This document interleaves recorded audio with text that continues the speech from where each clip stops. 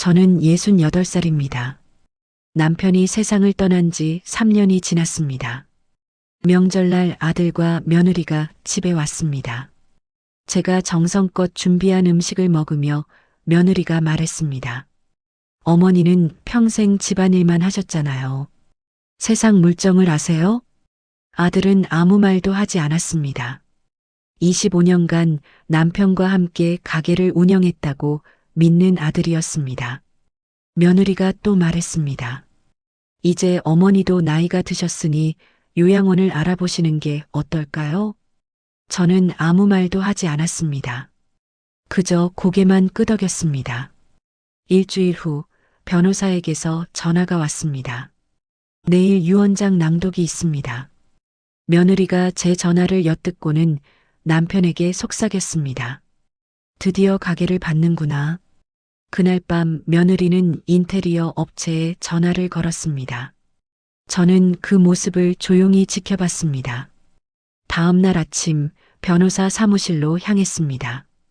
며느리는 들뜬 표정이었고 아들은 당당해 보였습니다. 저는 가방 속 낡은 서류를 만졌습니다. 25년간 아무도 몰랐던 그 서류를 말입니다. 잠깐 구독, 좋아요, 알림 설정까지 해주시면 매일 새로운 이야기를 만나보실 수 있습니다. 이 이야기는 끝까지 봐야만 진실을 알 수 있습니다. 지금 바로 시작합니다. 저는 68살입니다. 서울 강동구의 낡은 아파트에서 혼자 살고 있습니다. 남편 박철수가 세상을 떠난 지 3년이 지났습니다. 그 후로 집은 더 조용해졌고 제 하루는 더 길어졌습니다. 오늘은 추석입니다. 아들 박준호와 며느리 김미선이 손녀 박지우를 데리고 왔습니다. 현관문이 열리며 미선의 목소리가 들렸습니다. 어머니 왔어요. 목소리에 온기가 없었습니다. 마치 의무를 수행하러 온 것처럼 건조했습니다. 어서 오너라. 저는 거실로 나가 손녀를 안았습니다. 지우만이 진심으로 저를 반겼습니다. 할머니, 10살 지우의 밝은 목소리가 집안을 채웠습니다. 아이의 따뜻한 체온이 제 가슴에 전해졌습니다. 우리 지우 많이 컸네. 미선이 부엌으로 들어오며 식탁을 훑어봤습니다. 전, 갈비찜, 나물, 송편까지 가득 차려진 상을 보더니 한숨을 쉬었습니다. 어머니는 또 이렇게 많이 하셨네요. 칭찬이 아니었습니다. 귀찮다는 뜻이었습니다. 준호가 소파에 앉으며 말했습니다. 엄마, 수고했어요. 그것이 전부였습니다. 아들의 인사는 거기서 끝났습니다. 저는 주방으로 돌아가 국그릇을 꺼냈습니다. 새벽 4시부터 준비한 음식이었습니다. 하지만 아무도 그 사실을 궁금해하지 않았습니다. 식사가 시작되었습니다. 미선이 갈비찜을 먹으며 말했습니다. 어머니, 이번 달 용돈은 넉넉하세요? 갑작스러운 질문이었습니다. 응, 괜찮다. 미선이 준호를 힐끗 보더니 다시 말했습니다. 요즘 물가가 많이 올라서요. 저희도 여유가 없어서 용돈을 더 드리긴 어려울 것 같아요. 저는 아무 말도 하지 않았습니다. 제가 그들에게 용돈을 받은 적은 없었습니다. 오히려 제가 명절마다 용돈을 줬었죠. 준호가 끼어들었습니다. 엄마도 이제 나이가 드셨으니까 지출을 줄이셔야 해요. 이렇게 큰 집에 혼자 사시는 것도 낭비고요. 미선이 재빨리 동조했습니다. 맞아요. 요양원 같은 데 들어가시면 관리도 받고 친구들도 사귀실 수 있잖아요. 지우가 갑자기 소리쳤습니다. 엄마, 할머니 혼자 두면 안 돼. 미선이 아이를 쏘아봤습니다. 지우야, 어른들 대화에 끼어들지 마. 저는 지우의 손을 잡아주며 고개를 저었습니다. 아이가 상처받을 필요는 없었습니다. 괜찮다, 지우야. 할머니는 괜찮아. 식사가 끝나고 미선이 설거지를 하는 척하며 부엌을 기웃거렸습니다. 제 냉장고를 열어보고 찬장을 뒤적이는 모습이 보였습니다. 무엇을 찾는지 알 수 없었습니다. 준호는 소파에 누워 텔레비전을 봤습니다. 25년간 아버지와 함께 초록마당이라는 원예자재 가게를 운영했던 아들이었습니다. 아버지가 돌아가신 후 준호는 자신이 그 가게의 실질적인 주인이라고 믿었습니다. 엄마, 가게 요즘 장사 잘 돼요. 준호가 자랑스럽게 말했습니다. 지난달에 매출이 6천만 원이나 나왔어요. 제가 새로운 업체랑 계약을 따냈거든요. 저는 고개를 끄덕였습니다. 그 계약이 제가 직접 승인한 것이라는 사실을 아들은 몰랐습니다. 미선이 거실로 돌아오며 말했습니다. 여보, 어머니는 요즘 뭐 하시며 지내세요? 준호가 대답했습니다. 뭐 하시겠어? 집에서 텔레비전 보시고 정원 일하시고. 미선이 비웃듯 말했습니다. 정원 일이요? 어머니가 화초 좀 키우신다고 정원 일이래. 저는 차를 따르며 조용히 들었습니다. 그들이 제 수요일 외출을 알지 못한다는 게 신기했습니다. 매주 수요일 아침 6시 저는 집을 나섭니다. 강남으로 향하는 지하철을 타고 푸른 정원 본사로 갑니다. 32명의 직원들이 저를 기다리고 있습니다. 월요일에는 그린트레이드 수입 회사를, 금요일에는 초록마당 매장을 점검합니다. 하지만 아무도 그 사실을 모릅니다. 저는 평범한 노인 행세를 하며 살았습니다. 낡은 옷을 입고 재래시장에서 장을 보고 버스를 탑니다. 저녁 7시가 되자 준호 가족이 떠날 준비를 했습니다. 지우가 제 품에 안기며 말했습니다. 할머니, 다음에 또 올게요. 저는 아이를 꼭 안았습니다. 그래, 우리 지우. 할머니가 용돈 줄게. 지우의 손에 5만 원을 쥐어줬습니다. 미선이 재빨리 돈을 빼앗으며 말했습니다. 어머니, 괜찮아요. 어머니도 돈이 필요하실 텐데. 그러고는 돈을 자기 지갑에 넣었습니다. 지우는 아무것도 받지 못했습니다. 현관문이 닫히고 집이 다시 조용해졌습니다. 저는 식탁에 앉아 차가운 차를 마셨습니다. 25년간 숨겨온 비밀이 무거웠습니다. 제 서재로 들어갔습니다. 책장 뒤에 숨겨둔 금고를 열었습니다. 낡은 서류 가방이 나왔습니다.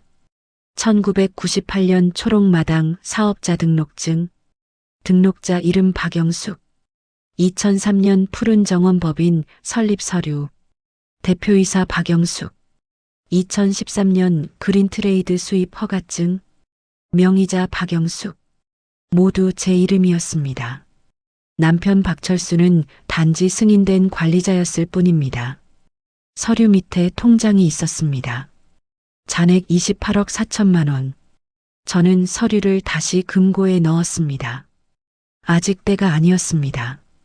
휴대폰이 울렸습니다. 이순자 이사에게서 온 문자였습니다. 사장님, 내일 중요한 계약건 있습니다. 수요일에 뵙겠습니다. 저는 짧게 답장을 보냈습니다. 알겠습니다. 서류 준비해 두세요. 창밖을 바라봤습니다. 강동구의 밤은 조용했습니다. 25년간 이 조용함 속에서 제국을 쌓아 올렸습니다. 아무도 모르게 말입니다. 침대에 누워 천장을 바라봤습니다. 내일은 수요일입니다. 푸른 정원에서 8억 원짜리 계약을 체결하는 날입니다.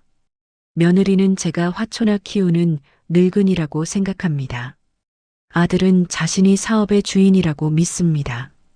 곧 그들이 알게 될 것입니다. 보이지 않는 여자가 누구였는지를 말입니다.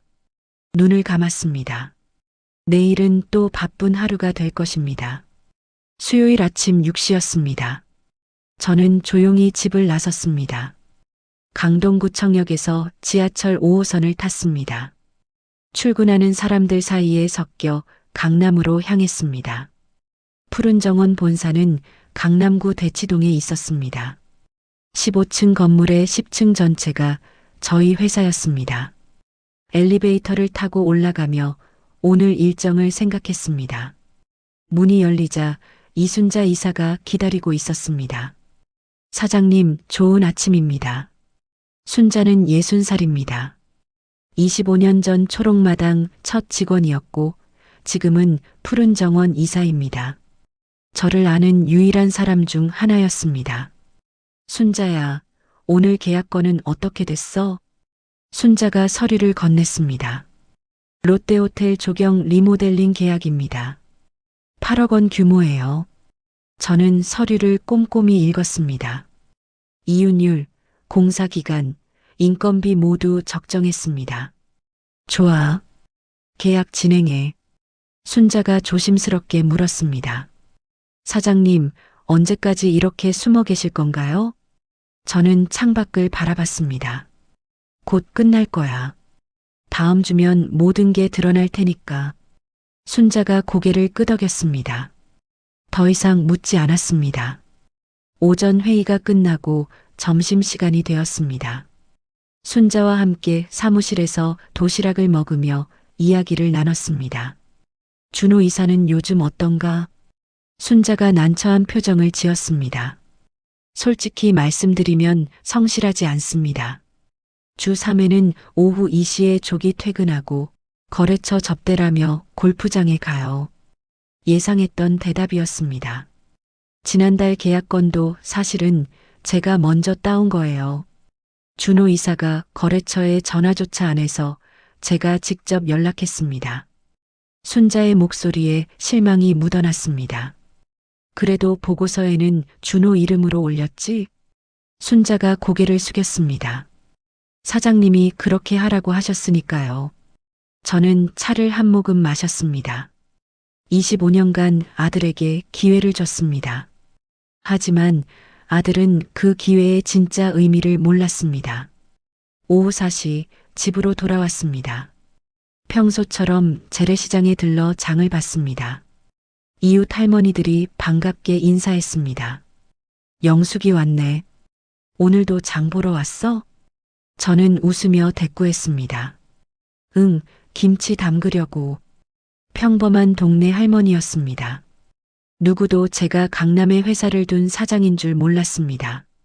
집에 도착하니 오후 5시였습니다. 저는 서재로 들어가 컴퓨터를 켰습니다.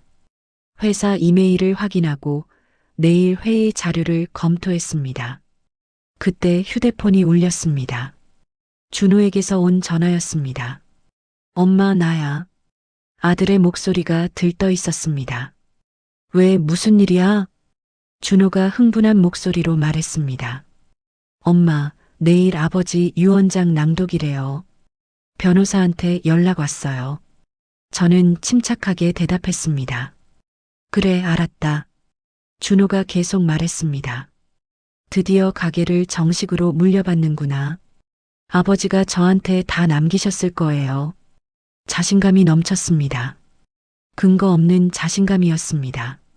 내일 오전 10시에 변호사 사무실로 오세요. 서초동이에요. 전화를 끊고 저는 한숨을 쉬었습니다. 아들은 여전히 아무것도 모르고 있었습니다. 저녁 7시 준호에게서 또 전화가 왔습니다. 이번에는 영상통화였습니다. 화면에 준호와 미선, 지우가 보였습니다. 엄마, 저희 지금 인테리어 업체 상담받고 있어요. 미선이 들뜬 목소리로 말했습니다. 초록마당 매장 리모델링 할 거예요. 너무 낡아서 손님들이 안 오거든요. 화면에 인테리어 업체 직원이 보였습니다. 견적서를 내밀며 설명하고 있었습니다. 총 3천만 원 정도 들 것 같습니다. 준호가 자신 있게 말했습니다. 괜찮아요. 내일 유언장 낭독 끝나면 바로 계약할게요. 미선이 거들었습니다. 어머니, 매장 물려받으면 저희가 제대로 키울 거예요. 어머니는 편하게 쉬세요. 저는 아무 말도 하지 않았습니다. 그저 화면을 바라봤을 뿐입니다. 지우가 갑자기 화면 가까이 다가왔습니다. 할머니, 내일 할머니도 오시는 거죠? 아이의 목소리에 걱정이 묻어났습니다. 그럼 할머니도 갈게. 미선이 지우를 밀어내며 말했습니다. 지우야, 비켜. 어른들 이야기 중이야. 준호가 다시 말했습니다. 엄마, 내일 꼭 오세요. 중요한 날이니까. 전화가 끊어졌습니다. 저는 휴대폰을 내려놓고 서재로 갔습니다. 금고를 열고 낡은 서류들을 꺼냈습니다. 25년 전 사업자 등록증부터 차근차근 펼쳤습니다. 모든 서류에 제 이름이 적혀 있었습니다. 책상 서랍에서 오래된 사진첩을 꺼냈습니다. 첫 페이지에 1975년 서울대학교 경영학과 졸업사진이 있었습니다. 24살의 저는 학사모를 쓰고 환하게 웃고 있었습니다. 다음 페이지는 1982년 재무관리사 자격증 사진이었습니다. 그때는 결혼한 지 5년 되던 해였습니다. 준호가 2살이었을 때였습니다. 1998년 첫 사업자 등록증을 받던 날의 사진이 있었습니다. 남편 철수가 제 옆에 서서 함께 웃고 있었습니다. 철수는 알고 있었습니다. 진짜 사장이 누구인지 말입니다. 여보, 당신이 실제 주인이지만 세상 사람들은 날 주인으로 볼 거요. 철수가 그렇게 말했습니다. 괜찮아요. 당신이 얼굴이 되어주세요. 저는 뒤에서 일할게요. 저는 그렇게 대답했습니다. 25년간 그 약속을 지켰습니다. 철수는 밖에서 손님을 만나고 저는 집에서 모든 결정을 내렸습니다. 매일 밤 철수는 서류 가방을 들고 집에 왔습니다. 우리는 부엌 식탁에 앉아 다음날 일정을 논의했습니다. 여보, 이 견적서 괜찮을까요? 철수가 물으면 저는 숫자를 계산했습니다. 이윤율이 12%밖에 안 나와요. 최소 18%는 되어야 해요. 다시 협상하세요. 다음날 철수는 제 지시대로 재협상했습니다. 고객들은 철수를 대단한 사업가로 생각했습니다. 하지만 진짜 두뇌는 집에 있었습니다. 사진첩을 덮고 서류를 다시 정리했습니다. 내일이면 모든 게 드러날 것입니다. 밤 10시 잠자리에 들려는데 또 전화가 왔습니다. 이번에는 미선이었습니다. 어머니, 내일 변호사 사무실에 오실 때 도장 가져오세요. 미선의 목소리가 차갑게 명령했습니다. 왜 도장이 필요한데? 제가 묻자 미선이 대답했습니다. 혹시 서류에 서명할 일이 있을지 모르잖아요. 준비하세요. 저는 짧게 대답했습니다. 알았다. 전화를 끊고 쓴웃음을 지었습니다. 그들은 제가 아무것도 모르는 순진한 노인이라고 생각했습니다. 침대에 누워 천장을 바라봤습니다. 내일은 제 인생에서 가장 중요한 날이 될 것입니다. 25년간 숨겨온 진실을 드러내는 날입니다. 휴대폰으로 마지막 메시지를 확인했습니다. 김태현 변호사에게서 온 문자였습니다. 사장님, 내일 모든 준비 완료했습니다. 서류는 제가 챙겼습니다. 저는 답장을 보냈습니다. 고맙습니다. 내일 뵙겠습니다. 눈을 감았습니다. 준호와 미선의 얼굴이 떠올랐습니다.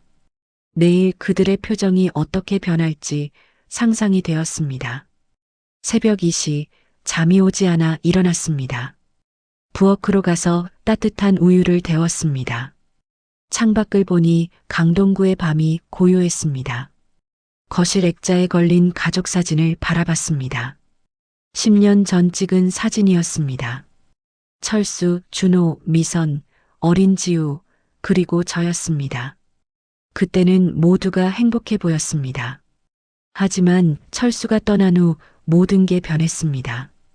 준호는 오만해졌고 미선은 탐욕스러워졌습니다. 우유를 다 마시고 다시 침대로 돌아왔습니다. 이번에는 잠이 들었습니다. 꿈을 꿨습니다. 25년 전 첫 가게를 열던 날의 꿈이었습니다. 철수가 제 손을 잡고 말했습니다. 여보, 우리 함께 잘해봅시다. 저는 대답했습니다. 당신만 믿어요. 꿈에서 깨어나니 아침이었습니다. 시계를 보니 오전 7시였습니다. 오늘은 유언장 낭독일입니다. 저는 침대에서 일어나 샤워를 했습니다. 옷장을 열고 가장 단정한 옷을 꺼냈습니다. 검은색 정장이었습니다. 거울을 보며 머리를 정돈했습니다. 68살의 얼굴이 거울에 비쳤습니다. 주름이 깊었지만 눈빛은 또렷했습니다. 아침은 간단하게 먹었습니다. 토스트 한 조각과 커피 한 잔이었습니다. 식욕이 없었습니다. 오전 9시 집을 나섰습니다. 지하철을 타고 서초동으로 향했습니다. 손에는 낡은 가방이 들려 있었습니다. 그 안에 25년간의 진실이 담겨 있었습니다. 변호사 사무실은 서초동 법조타운에 있었습니다. 15층 건물의 8층이었습니다. 엘리베이터를 타고 올라가는 동안 가슴이 두근거렸습니다. 문이 열리고 복도를 걸어갔습니다. 김태연 법률사무소라는 간판이 보였습니다. 문을 열고 들어가니 준호와 미선이 이미 와 있었습니다. 지우도 함께였습니다. 어머니 오셨어요. 미선이 형식적으로 인사했습니다. 준호는 소파에 앉아 휴대폰만 보고 있었습니다. 지우가 달려와 제 손을 잡았습니다. 할머니, 저는 손녀를 안았습니다. 우리 지우, 안녕. 김태연 변호사가 안쪽 방에서 나왔습니다. 모두 오셨군요. 들어오시죠. 운명의 순간이 다가오고 있었습니다. 회의실 문이 닫혔습니다. 긴 테이블 주위로 의자가 놓여 있었습니다. 김태연 변호사가 상석에 앉았고 저는 그 옆에 앉았습니다. 준호와 미선은 건너편에 앉았습니다. 지우는 제 옆 의자에 조용히 앉았습니다. 변호사가 두꺼운 서류 봉투를 꺼냈습니다. 봉인이 되어 있었습니다. 고 박철수 씨의 유언장입니다. 지금부터 낭독하겠습니다. 방안이 조용해졌습니다. 준호와 미선이 앞으로 몸을 기울였습니다. 기대에 찬 눈빛이었습니다. 변호사가 봉투를 뜯고 서류를 꺼냈습니다. 천천히 읽기 시작했습니다. 나 박철수는 정신이 온전한 상태에서 이 유언장을 작성합니다. 준호가 침을 삼켰습니다. 미선의 손이 떨리고 있었습니다. 변호사가 계속 읽었습니다. 첫째, 초록마당 원예자재 매장은 아들 박준호에게 상속한다. 준호의 얼굴이 환해졌습니다. 둘째, 푸른 정원 조경회사는 아들 박준호에게 상속한다. 미선이 준호의 손을 꽉 잡았습니다. 셋째, 그린트레이드 수입회사는 아들 박준호에게 상속한다. 준호가 숨을 크게 내쉬었습니다. 마치 오랫동안 기다린 선물을 받은 것처럼 보였습니다. 변호사가 잠시 멈췄다가 다시 읽었습니다. 넷째, 아내 박영숙에게는 집 뒤편 정원의 식물들을 남긴다. 순간 정적이 흘렀습니다. 그리고 미선이 웃음을 터뜨렸습니다. 식물이요? 미선의 웃음이 점점 커졌습니다. 정원 식물이라고요? 화분 몇 개요? 준호도 웃기 시작했습니다. 아버지도 참 센스가 있으시네. 미선이 저를 바라보며 말했습니다. 어머니, 정말 안 됐어요. 평생 남편 뒷바라지 하셨는데 꽃이나 받으시다니. 비웃음이었습니다. 동정이 아니라 조롱이었습니다. 준호가 일어서며 팔을 벌렸습니다. 다들 들으셨죠? 이제 이 모든 사업이 제 겁니다. 미선이 박수를 쳤습니다. 당연하죠. 25년간 당신이 일한 거잖아요. 지우가 제 손을 꼭 잡았습니다. 아이의 손이 차가웠습니다.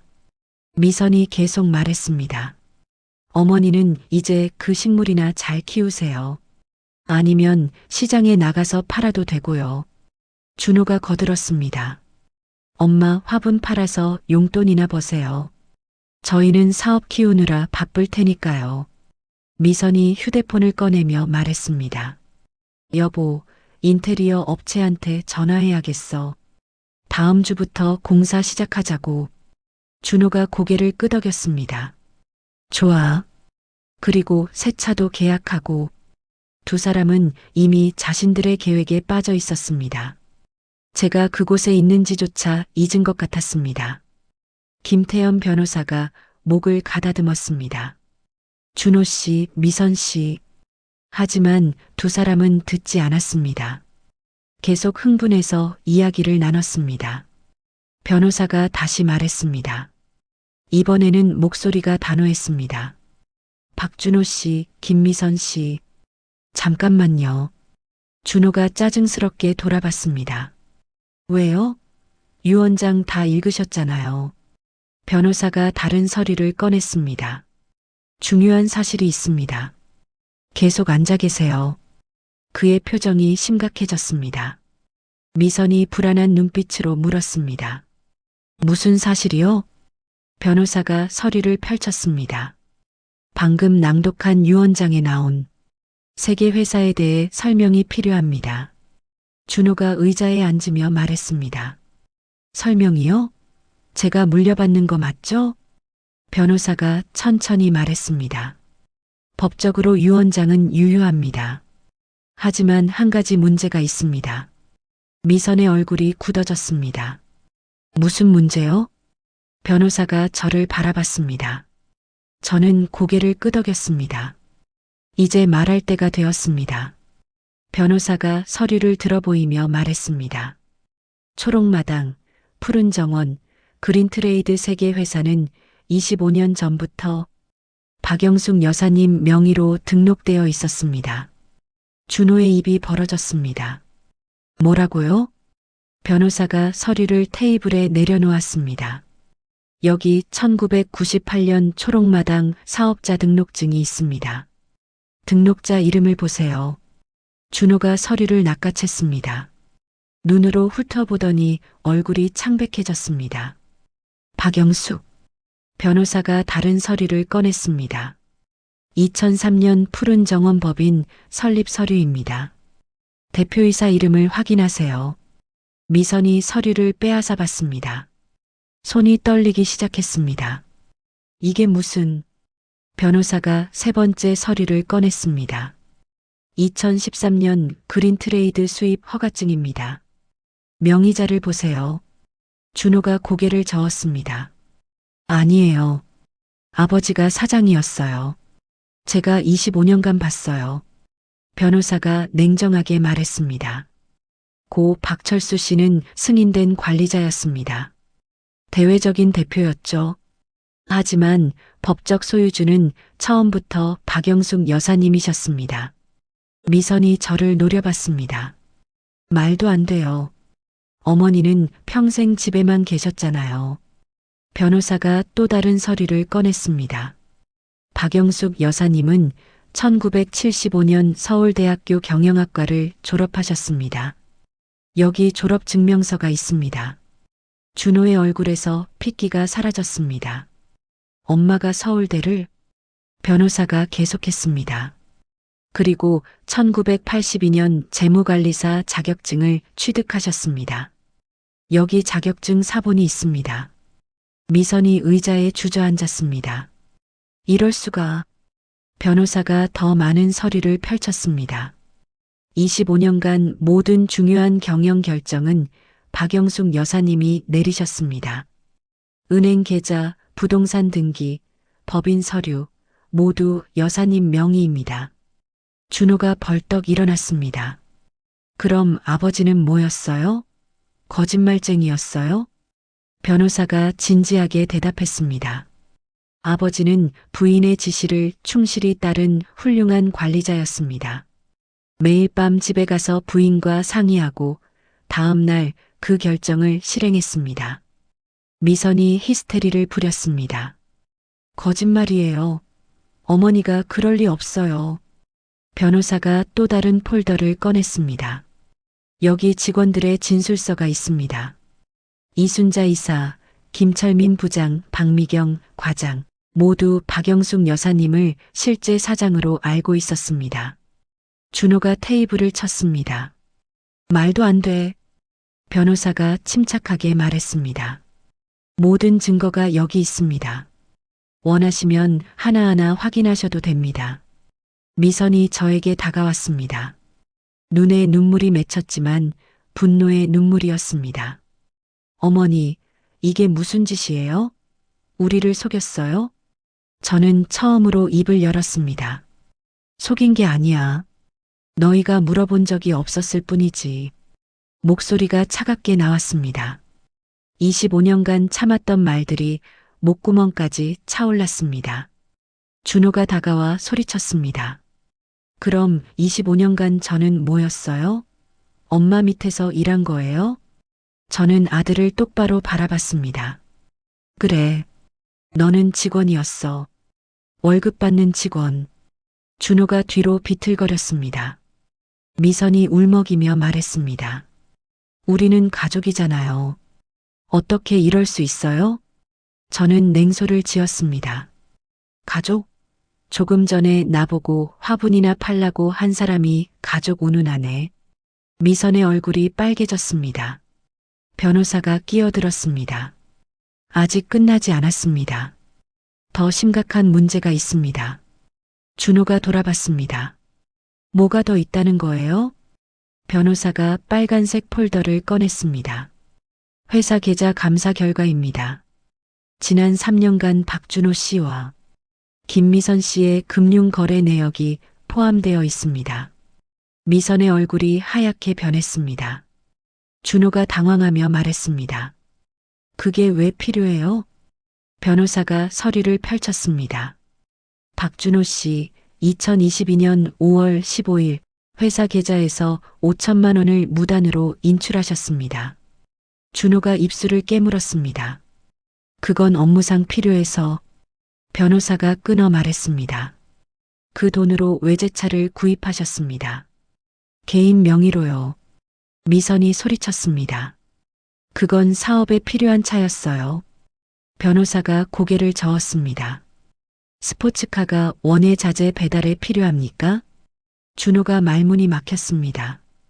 변호사가 계속했습니다. 2023년 3월 또 3천만 원을 인출하셨습니다. 제주도 골프 리조트 회원권 구입에 사용하셨더군요. 준호가 의자에 주저앉았습니다. 변호사가 미선을 바라봤습니다. 김미선 씨, 지난 2년간 회사 법인카드로 총 3천만 원을 사용하셨습니다.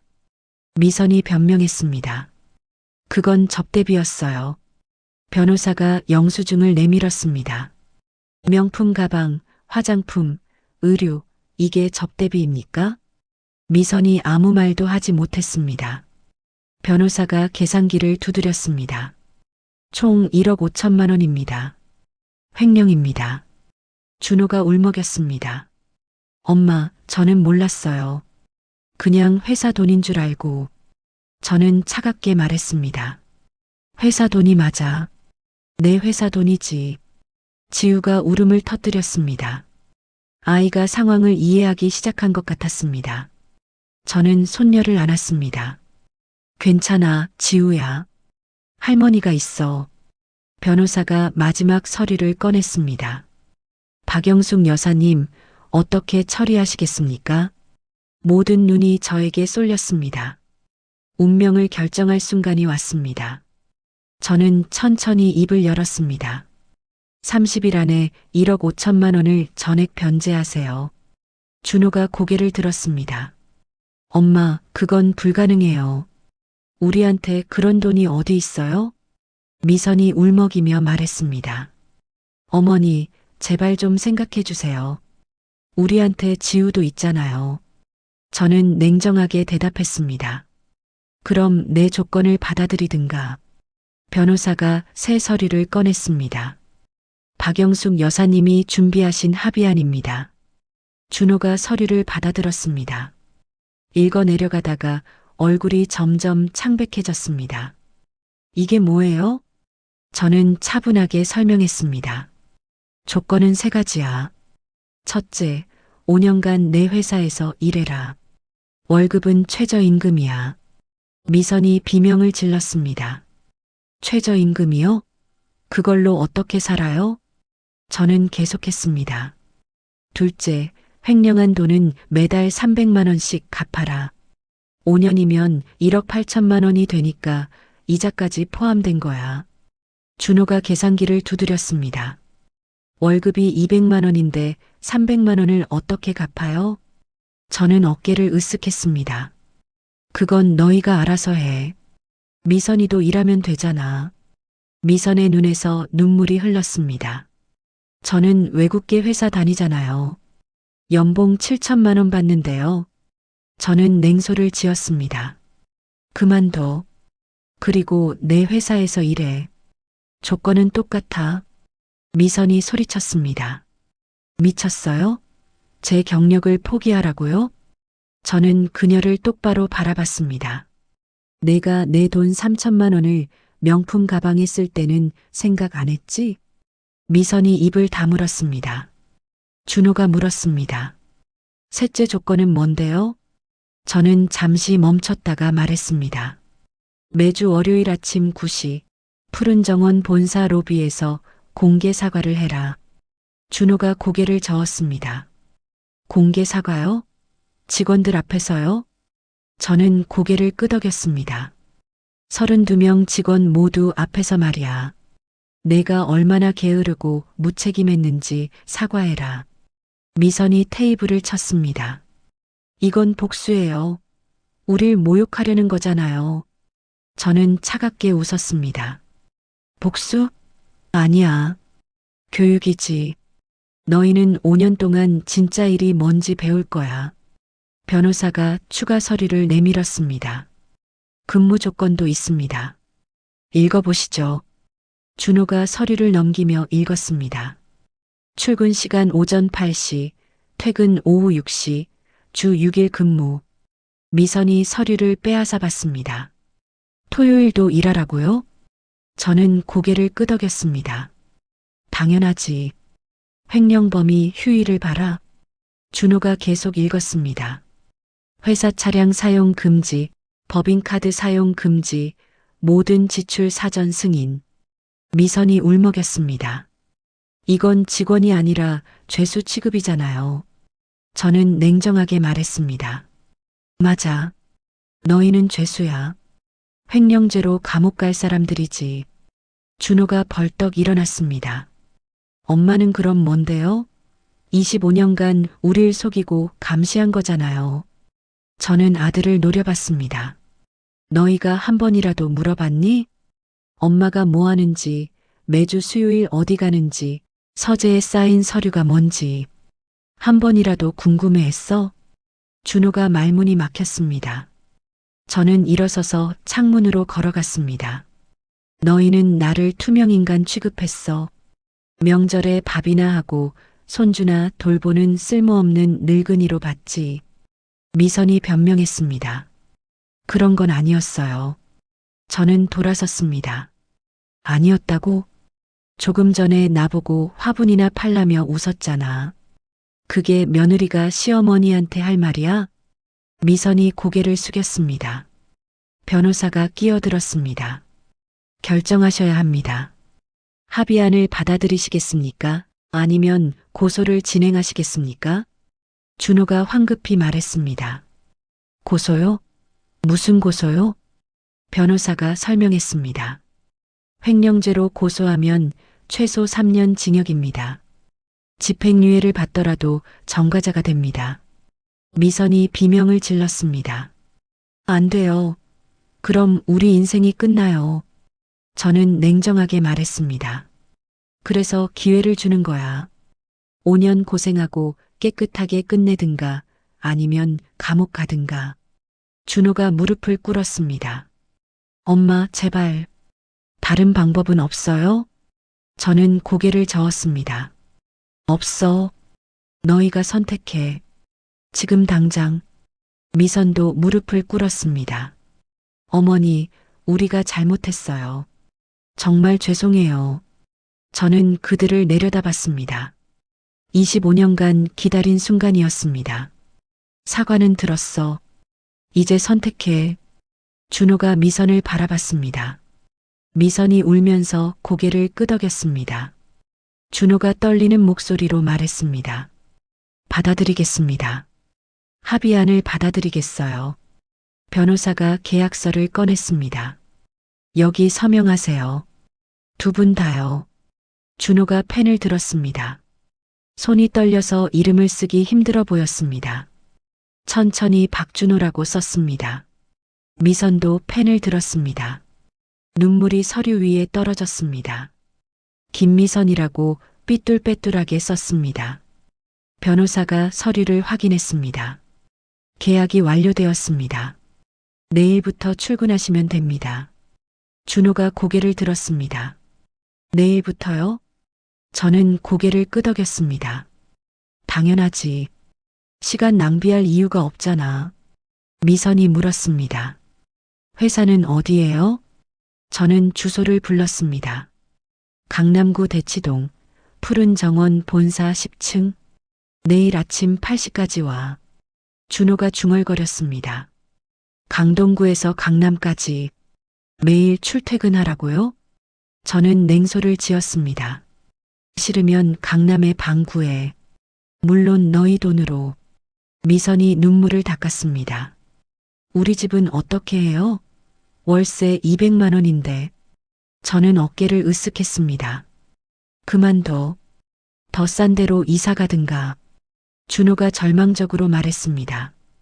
엄마, 우리 정말 이렇게 살아야 해요? 저는 그를 똑바로 바라봤습니다. 너희가 선택한 거야. 내 돈을 훔쳐서 사치한 대가를 치르는 거지. 지우가 제 치마를 잡아당겼습니다. 할머니, 엄마 아빠 용서해 주세요. 저는 손녀를 안아 올렸습니다. 지우야, 이건 내 부모님이 배워야 하는 거야. 잘못을 하면 대가를 치른다는 걸 말이야. 지우가 울었습니다. 하지만 할머니, 저는 아이를 달랬습니다. 괜찮아. 할머니가 지우는 돌봐줄게. 엄마 아빠가 일하는 동안 할머니 집에서 지내면 돼. 미선이 벌떡 일어났습니다. 안 돼요. 제 딸을 빼앗을 순 없어요. 저는 차갑게 말했습니다. 빼앗는 게 아니야. 보호하는 거지. 너희는 이제 하루 12시간 일할 거야. 지우를 누가 돌봐? 준호가 고개를 숙였습니다. 엄마 말이 맞아요. 우리가 돌볼 수 없어요. 미선이 주저앉으며 울었습니다. 변호사가 일어서며 말했습니다.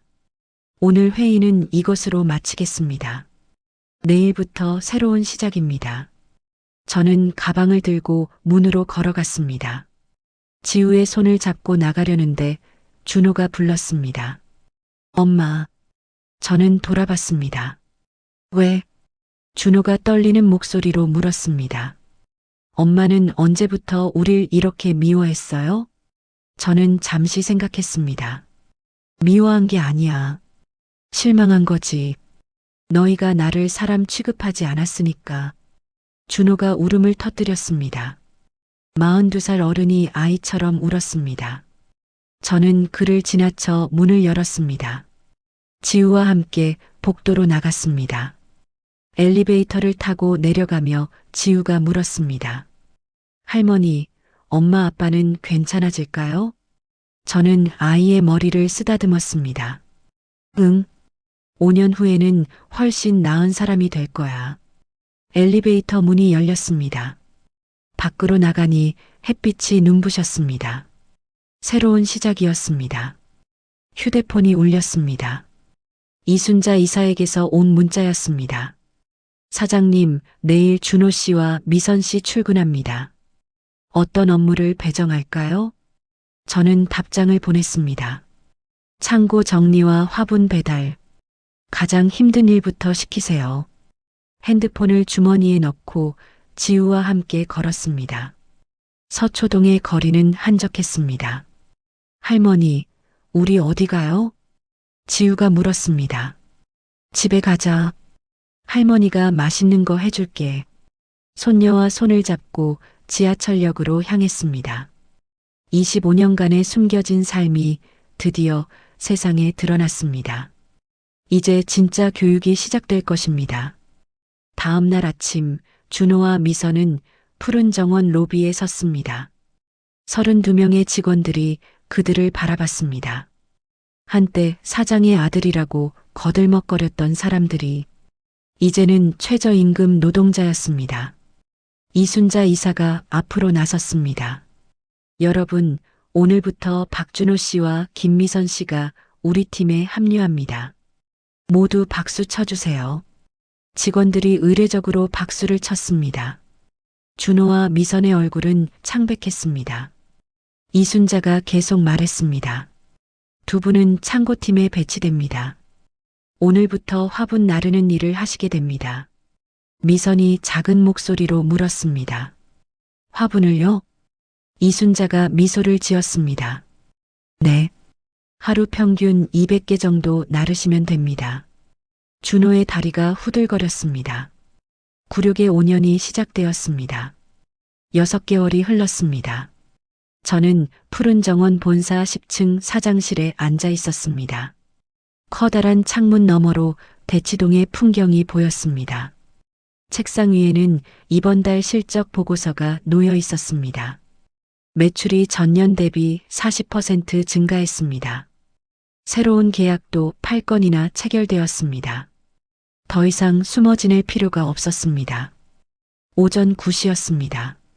매주 월요일 아침 공개 사과 시간이었습니다. 인터폰으로 이순자 이사에게 전화했습니다. 순자야, 준비됐어? 순자의 목소리가 들렸습니다. 네, 사장님. 로비에 모두 모였습니다. 저는 일어나서 엘리베이터를 탔습니다. 1층 로비로 내려갔습니다. 문이 열리자 32명의 직원들이 서 있었습니다. 중앙에 준호와 미선이 서 있었습니다. 6개월 전과는 완전히 달라진 모습이었습니다. 준호는 작업복을 입고 있었습니다.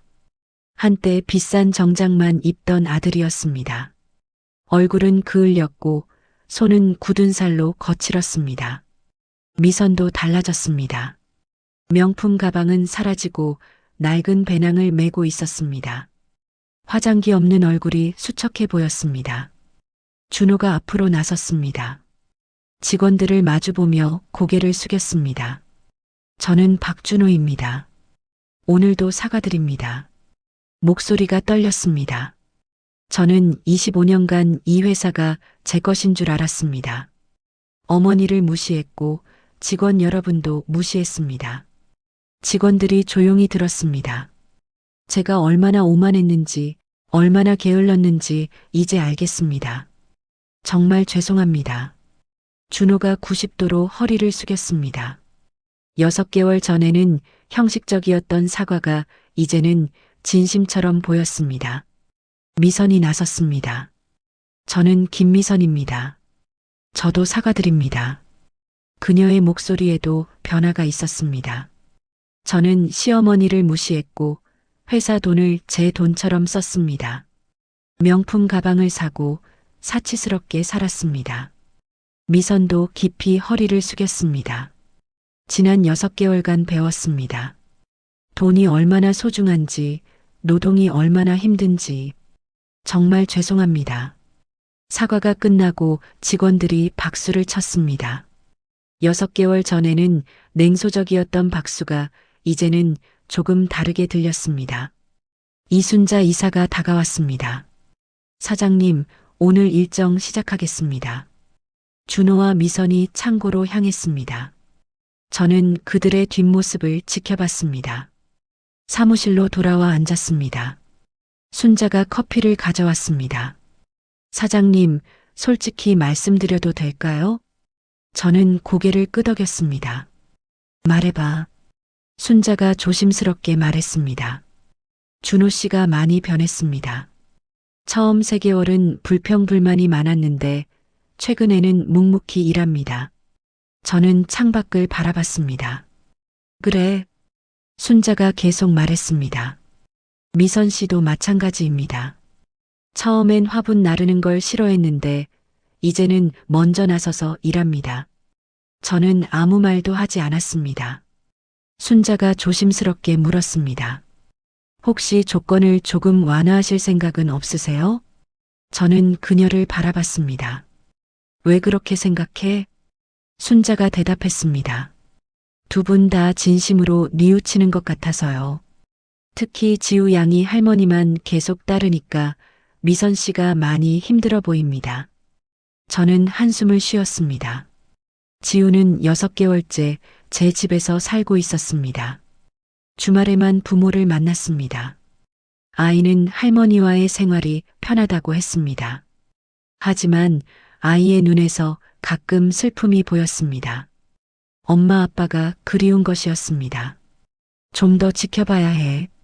저는 짧게 대답했습니다. 오후 2시 창고를 점검하러 내려갔습니다. 준호와 미선이 화분을 나르고 있었습니다. 준호가 저를 보고 잠시 멈췄습니다. 엄마. 저는 고개를 끄덕였습니다. 일 계속해. 준호가 다시 화분을 들었습니다. 20kg짜리 큰 화분이었습니다. 아들의 어깨가 떨렸지만 끝까지 날랐습니다. 미선은 작은 화분들을 정리하고 있었습니다. 손톱이 깨지고 손가락에 상처가 있었습니다. 한때 매니큐어만 받던 손이었습니다. 저는 그들을 지켜봤습니다. 변화가 보였습니다. 하지만 충분한지는 확신이 서지 않았습니다. 저녁 6시 퇴근 시간이었습니다. 직원들이 하나둘 집으로 갔습니다. 준호와 미선도 나가려는데 제가 불렀습니다. 잠깐만. 두 사람이 돌아섰습니다. 네, 어머니. 저는 회의실을 가리켰습니다. 들어와. 회의실에 셋이 앉았습니다. 긴 침묵이 흘렀습니다. 미선이 먼저 입을 열었습니다. 어머니, 지우를 만나고 싶어요. 주말만이 아니라 평일에도요. 저는 그녀를 바라봤습니다. 왜? 미선이 눈물을 글썽였습니다. 제 딸인데요. 6개월 동안 주말만 보는 게 너무 힘들어요. 준호도 거들었습니다. 엄마, 우리가 잘못한 건 인정해요. 하지만 지우까지 떼어놓지는 마세요. 저는 천천히 말했습니다. 너희는 하루 12시간 일해. 지우를 누가 돌봐? 미선이 대답했습니다. 제가 시간 조정할게요. 아침에 학교 데려다 주고 저녁에 데리러 올게요. 저는 고개를 저었습니다. 너희는 아침 8시 출근이야. 지우 학교는 9시에 시작하고. 준호가 말했습니다. 그럼 출근 시간을 조정해 주실 수 없나요? 저는 단호하게 말했습니다. 안 돼. 계약서에 명시되어 있어. 미선이 울음을 터뜨렸습니다. 어머니, 제발이요. 저는 엄마예요. 제 딸이 필요해요. 저는 그녀의 눈물을 지켜봤습니다. 6개월 전에는 가짜였을 눈물이 이제는 진짜처럼 보였습니다.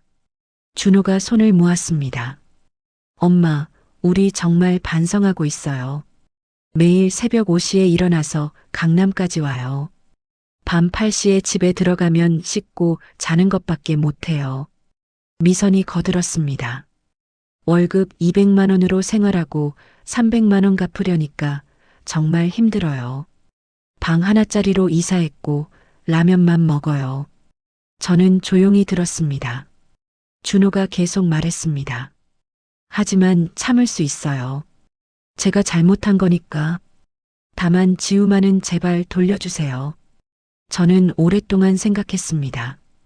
이들이 정말 변했을까? 아니면 지우를 돌려받기 위한 연기일까? 3개월 더 지켜볼게. 준호가 고개를 들었습니다. 3개월이요? 저는 고개를 끄덕였습니다. 3개월 후에 재평가할게. 너희가 정말 변했다면 조건을 완화해 줄 수도 있어. 미선이 물었습니다. 어떻게 완화해 주시는 건데요? 저는 천천히 말했습니다. 월급을 올려줄 수 있어. 근무 시간도 줄여줄 수 있고. 그럼 지우를 너희가 돌볼 수 있겠지. 준호의 눈에 희망이 보였습니다. 정말요?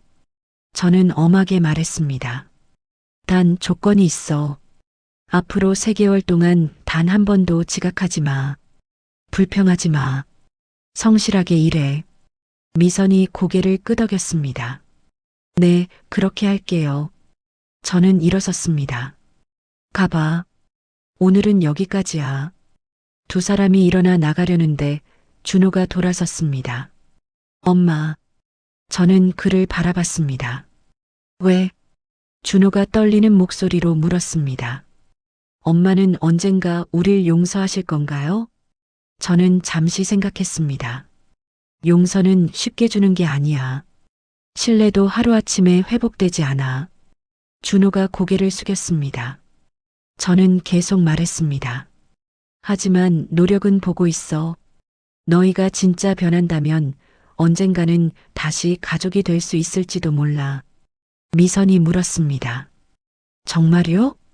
저는 고개를 끄덕였습니다. 다만 그건 아주 먼 미래의 일이야. 5년은 걸릴 거야. 어쩌면 그 이상, 준호가 말했습니다. 기다릴게요. 평생이 걸려도요. 저는 아들을 바라봤습니다. 42살 아들의 눈에서 처음으로 진심이 보였습니다. 가봐. 내일 또 보자. 두 사람이 나갔습니다. 저는 혼자 회의실에 남아 창밖을 바라봤습니다. 강남의 밤이 빛나고 있었습니다. 휴대폰이 울렸습니다. 집에서 지우가 보낸 문자였습니다.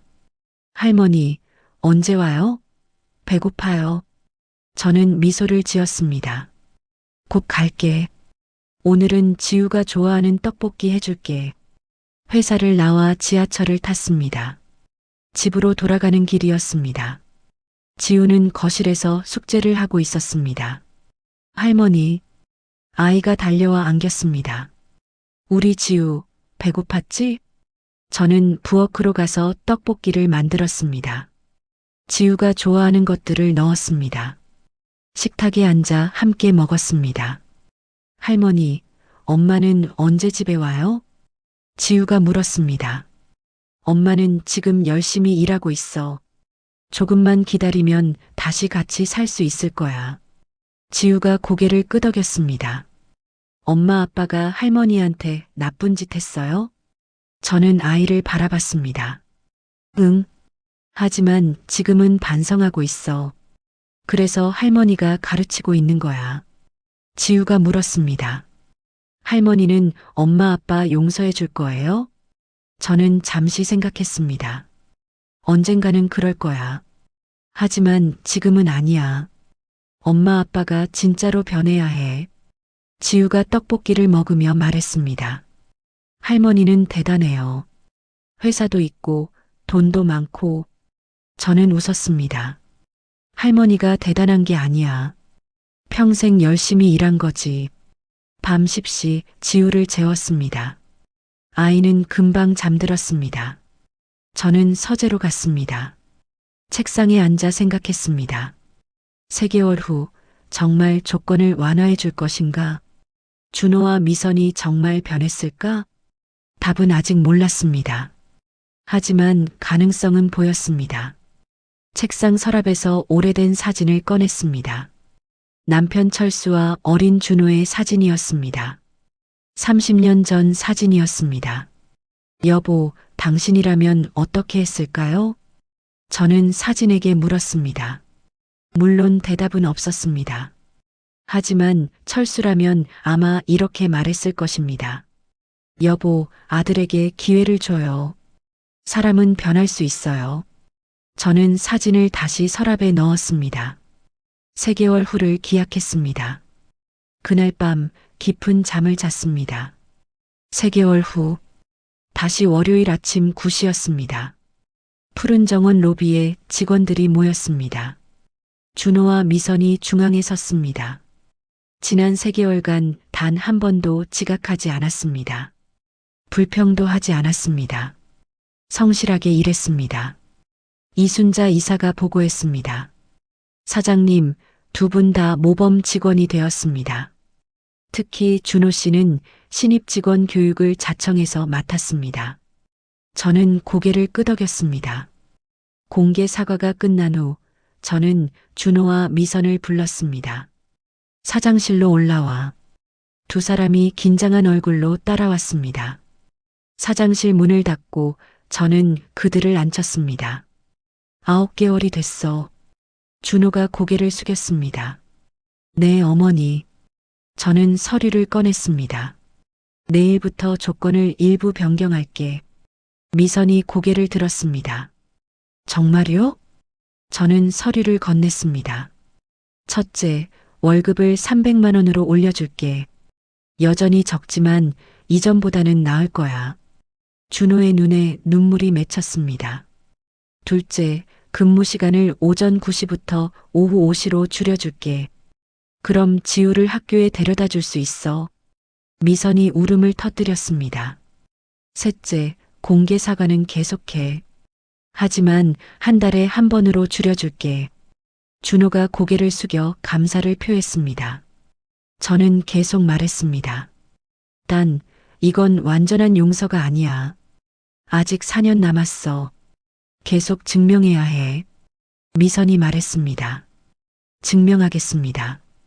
평생이 걸려도요. 저는 마지막 서류를 건넸습니다. 그리고 지우는 이번 주말부터 너희한테 돌아가. 미선이 소리를 지르며 울었습니다. 어머니, 준호도 눈물을 흘렸습니다. 저는 그들을 바라봤습니다. 하지만 매주 일요일 지우를 데리고 내 집에 와. 함께 저녁 먹자.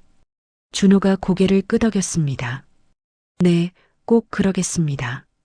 저는 일어섰습니다. 이제 가봐. 일 시작해야지. 두 사람이 나갔습니다. 저는 혼자 사무실에 남아 창밖을 바라봤습니다. 완전한 용서는 아니었습니다. 완전한 화해도 아니었습니다. 하지만 시작이었습니다. 신뢰를 다시 쌓는 긴 여정의 첫걸음이었습니다. 2년 후, 저는 71살이 되었습니다. 푸른 정원은 더욱 성장했습니다. 준호는 이제 정식 매니저가 되었습니다. 월급도 600만 원으로 올랐습니다. 미선은 마케팅 팀장이 되었습니다. 그녀의 능력을 제대로 발휘하기 시작했습니다. 횡령한 돈은 2년 만에 모두 갚았습니다.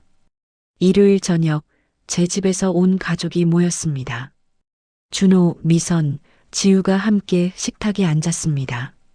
저는 그들을 위해 요리를 했습니다.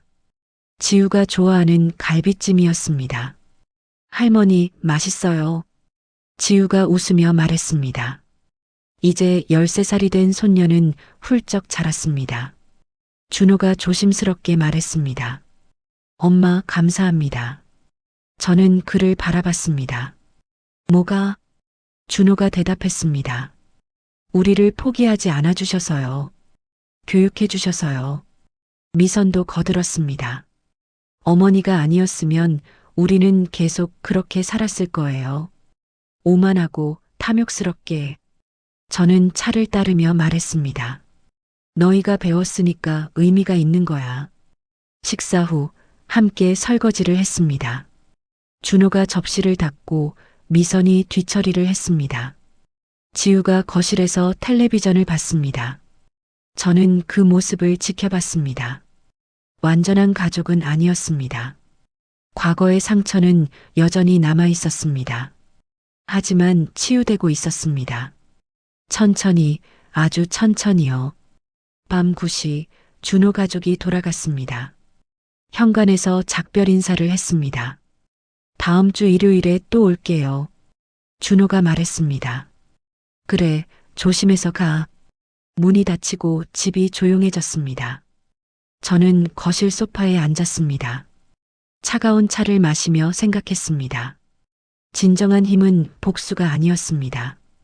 변화를 이끄는 것이었습니다. 진정한 교육은 벌을 주는 게 아니었습니다. 깨달음을 주는 것이었습니다. 그리고 진정한 용서는 쉽게 주는 게 아니었습니다.